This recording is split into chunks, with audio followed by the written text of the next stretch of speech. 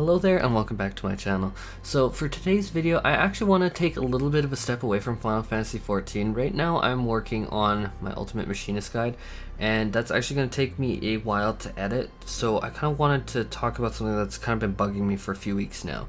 So I play, obviously, I guess, other games, and so I was logging into Hearthstone the other week, and then on the Battle.net launcher, or I guess they're now calling it the Blizzard launcher, it had a kind of glowing aura around World of Warcraft, and it was advertising like, hey, we have this brand new patch in World of Warcraft, and I'm like, okay, sweet, let's look into this. And so for me, World of Warcraft is a game that I used to play a lot of, and especially during Vanilla and the Burning Crusade and a little bit of the Wrath of the Lich King, I was definitely super into the game, and I was really enjoying myself with the game. But I eventually honestly just quit. I just lost interest, and there were so many other games, life kind of got busy, and so I haven't really made a full return. There have been numerous times over the past few years that I've tried to get back into it, but I just haven't really had the time to get back into it.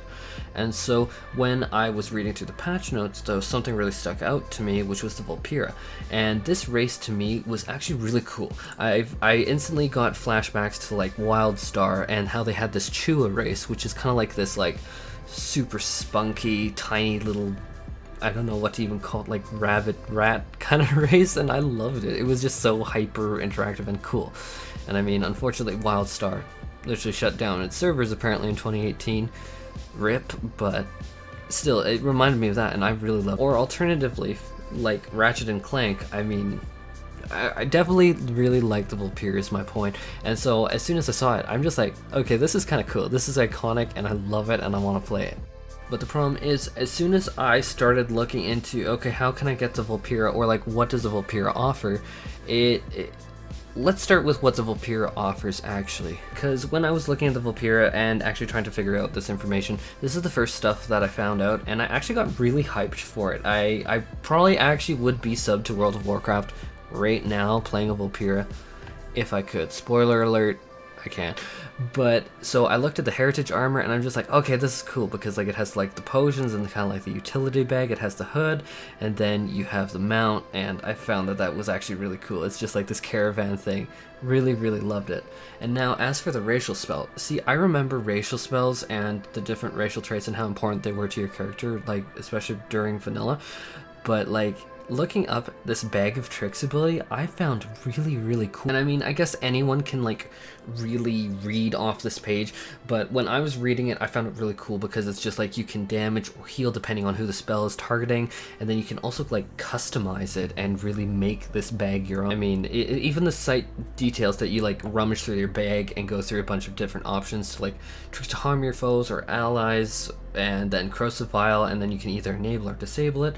And then basically, like, there are currently like 5 custom tricks for your Bag of Tricks, and I found that was actually really kind of sweet. It's just like you can change your damage to be either nature, fire, or shadow damage, and then you can basically change your helpful tricks to either being a healing vial or a holy relic that is going to do different amounts of healing for each.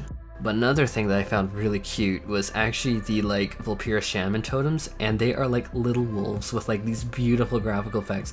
Honestly, I found this really cool when I saw this. I mean, a lot of people are just gonna be like, it's just a damn totem, but still, to me, it's just like, I love the graphic, I love the animation around it, and I found that so cool. Not to mention the Vulpera get a whole lot of jokes and flirts, and honestly, I found the flirts really freaking hilarious, if I'm being honest. It's just like, if someone flirted with me like that, I mean, that'd work. But I mean, further from that, it's like, if I play like an online RPG, it's like I really want to get immersed into the story and the lore. And the Vulpera have an extremely cool lore that I really kind of resonated with, because you have the Vulpera essentially being a nomadic fox race that survived in the deserts of Vul'dun for generations, which, yes, I'm reading off the page, but basically the Vulpera are a race that really went through a lot of hardship and strife, and that they are just basically trying to like find their own way in this world.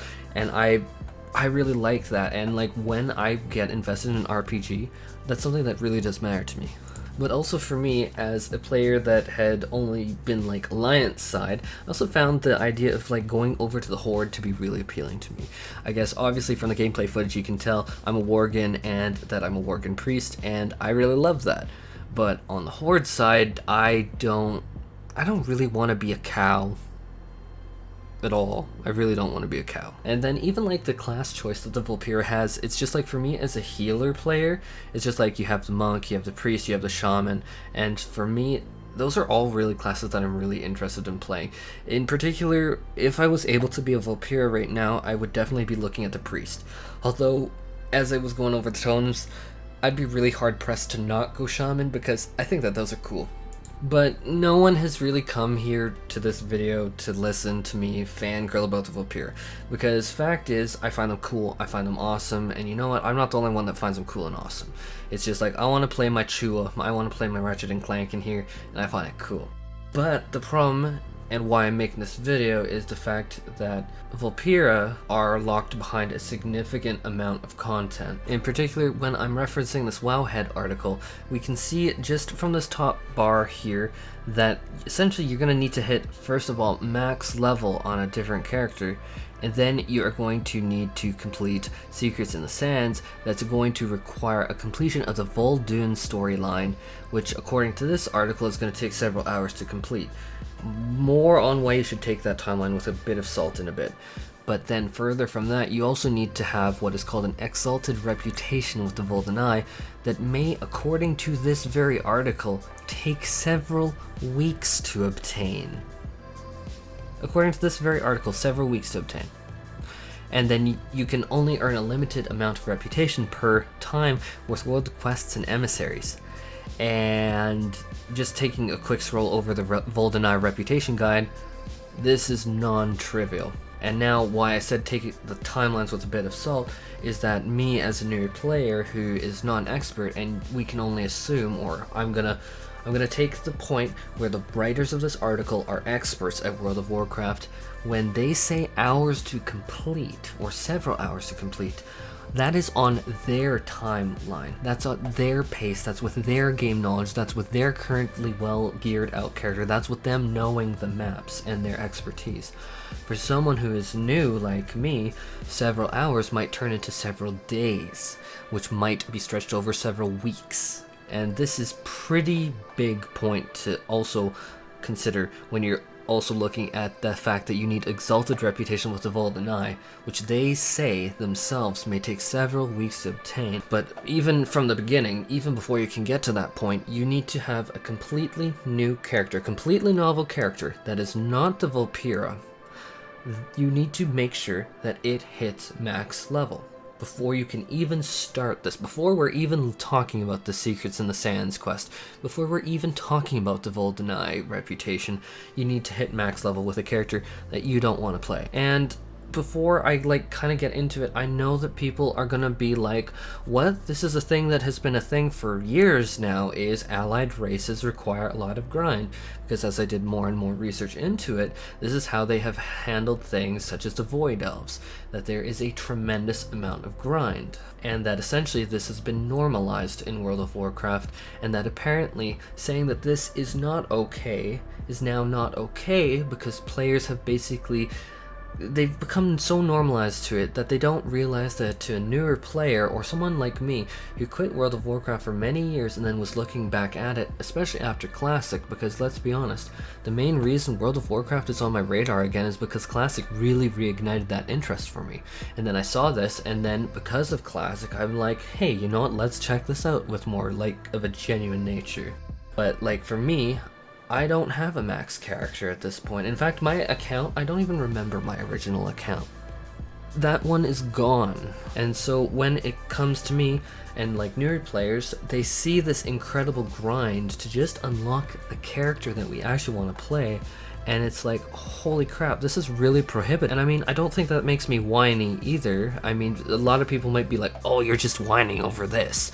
But at the same point in time, you need to acknowledge that this is meant to be a video game, and that it's just a race, it's just your character. We're not talking about things like prestige from raid gear or prestige from raid mounts. Like when Asmongold does his massive mount kind of face-offs or battles, those those are like really worth the prestige, and those are really worth the effort. Whereas here we're just talking about like the baseline flesh of the character. And likewise, from the story, the lore, the animations, the flirts and the jokes that the character makes, the race makes a huge impact on how you're going to enjoy the game. As I've said in another video, the class that you choose, or in this instance the race that you choose, becomes the lens in which you view the game with. And so from this, it's just like, do I want to spend all that time, invest all of that time and all of that like resources into developing a character that I actually don't want to play? And for me, the answer is no, I don't want to. It's just like, I don't even really have the time to do that because I am doing so many things right now. And this is actually, like, let me bring up another example. I know many working parents who work a full-time job, then they also have to take kids to and from school, then they have to take their kids to hockey. And how can they possibly get back into World of Warcraft? Say that they used to play it before, and yeah, some of them that I know used to, but they couldn't because of the time constraints. How could I tell them, oh, you should get back into World of Warcraft, and then they're just like, oh wow, the Vulpera remind me of Ratchet and Clank? And I mean, they do for me, and I think that that's a pretty normal reference for some of us older people. It's just like, that's just a lot of time. And I mean, even based off of this article, several weeks to obtain the reputation with the Golden Eye? What? Weeks? I don't want to be stuck as a human for weeks. And I mean, that's assuming that you even leveled the human to max level in the first place, which I know a lot of hardcore WoW players are just like, oh, that's so easy, but to someone who's new, who doesn't have the heirloom gear, who doesn't know all of the tips and tricks, that doesn't have consumables and EXP scrolls and whatever, that's a lot to ask for. And so, I don't know, when I saw this, I was like super hyped because, as I said before, I was really looking at the Vulpera and then I was looking at everything they offer. I'm like, this is so cool, okay, I'm going to resub. But then as I kept reading more and more, because I was so hyped, and that's how I get, it's like, if I'm hyped about something, I can like read it for hours on end. But I came across this and it was like, all hype just was instantly just killed. It's like, I can't unlock this, like I can't play this. And so likewise, that's kind of why I'm making this video, and why I've been oscillating on should I do it, should I not, should I do it, should I not, is because it's something that really did bug me. And I mean, I cover video games on this channel, obviously, and I mean, it's not Final Fantasy 14 related, but at the same point in time, it's like, this is something that I really wish would change. I don't like this practice. It's just such a huge time gate, and I mean, a lot of people are also going to really not like this, but World of Warcraft, and please try and hear me out before you dislike this video or leave a nasty comment, it's just, we already have level boost in World of Warcraft. That has been here for many years at this point. So what would the difference be between offering a allied race thing where you, or like package where, hey, you can unlock this particular allied race for $30 or even $60. I mean, put whatever price you want on it. Why can't we do that? I mean, a lot of people are just like, oh, the level boost is really bad because it lets you skip all this. Okay, that's fair. And I personally don't think that I'd even level boost. That's not something that I want to do because I actually want to start and relive it from scratch, especially because I wasn't here for Cataclysm. But at the same point in time, it's just like, I really think that for the sake of time and for the sake of convenience, that, hey, would I spend $30 so that I could get the Vulpera allied race? Absolutely. And I mean, if you think about it, for Blizzard, that's a massive profit. You have me buying the base game again. You have me paying for the sub. You have me paying for the expansion. And now you have me paying for the Vulpera. That's a lot of cash, and I mean, for them it's lucrative, but for me that saves me so much time that it's just, it removes a barrier to me right now, because I can't invest that kind of time just to unlock the actual character I want to play, to then level it up and then get it endgame ready. It's like, if I start a game, I want to play that character. I want that character, that lens that I view the world with, to be the one that I actually want to play. And I don't think that that's unfair to say, because this is a significant time commitment. I mean, okay, sure, if this takes a week, let's say it took a week to get a character maxed out, complete the Secrets in the Sands quest line, and the entire Vol'dun storyline, get exalted with the Golden Eye, okay, fine. But according to this very article, Experts say it takes several hours to complete the Vulcan storyline alone, and it takes many hours, and if not days, for World of Warcraft players to hit cap. And then, especially because there were the XP changes, what was it, like a year or two ago? I heard waves of backlash from that. But also you have several weeks of, like, reputation-gated Vulcanite reputation.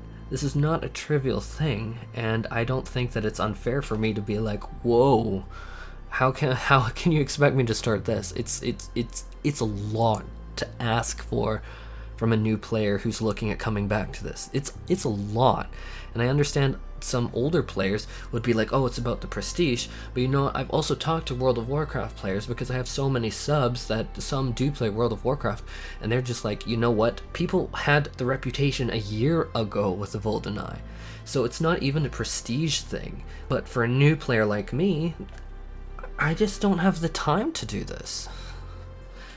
Anyhow, that's enough of this, and I think that I've kind of made my point super clear. It's just like, I really want to get back into this game, I really want to give it a real shot, and there's so much good to this game. And I mean, I know that that's kind of controversial, because a lot of people are really kind of, it's a hot topic when it comes to World of Warcraft, because BFA, many people have actively really not enjoyed, and a lot of people are frustrated with where it went. But for me, I can still see that, hey, I'd actually enjoy parts of this, and so it's just really discouraging to see, because it's like, me as a new player, I want to be a Vulpera, yet I can't. Anyhow, that's all for this video. Thank you so much for tuning in, and what are your thoughts on this? I'd really love to hear your thoughts and experiences with this, because you know what, these are just my thoughts and opinions, these are just my perspective, and as always, like, I read all my comments, and yeah, it's really valuable for me to get the feedback and like hear, what have you played the Vulpera, are you interested in it, what are your thoughts on the allied races in general, and do you think that this is fair, do you think it might be impeding newer players? Anyhow, as always, any likes, comments, and subscribes are super appreciated. That's all for this video. Thank you so much.